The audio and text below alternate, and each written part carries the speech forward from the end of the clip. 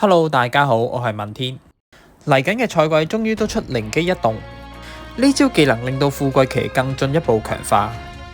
呢個事件線法係需要用曹操、典韋同埋呂布任意3隻嚟換。技能屬於主動戰法，可以令到群體2到3人增加智力、統率同埋魅力15點，受到智力影響，可以疊加持續2至3個回合。技能睇落去好似冇乜料到，但係實際上2紅全點智力嘅賈詡發動嘅時候都可以加到每樣51點，之後智力疊上去嘅時候可以加到去67點。郭嘉同埋賈詡嘅智統都可以疊到去600以上，俾佢疊到智力統率嘅話，就算你可以打穿境界，佢咁高智力統率都好硬。加埋佢本身有唔錯嘅補血量，成隊嘅續航都升級。而靈機一動係屬於主動戰法，佢同 SP 國家嘅輸出機制可以話係天生一對。當每次發動靈機嘅時候，除咗可以增加智力統率，令到攻防加強之外，仲可以觸發到 SP 國家嘅技能，令佢輸出。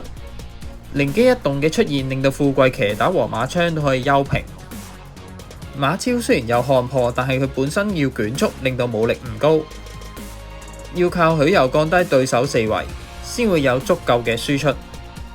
但富貴騎嘅靈機加6力可以拉翻高智力同埋統率，令到 SP 馬超嘅輸出降低，冇咗優勢。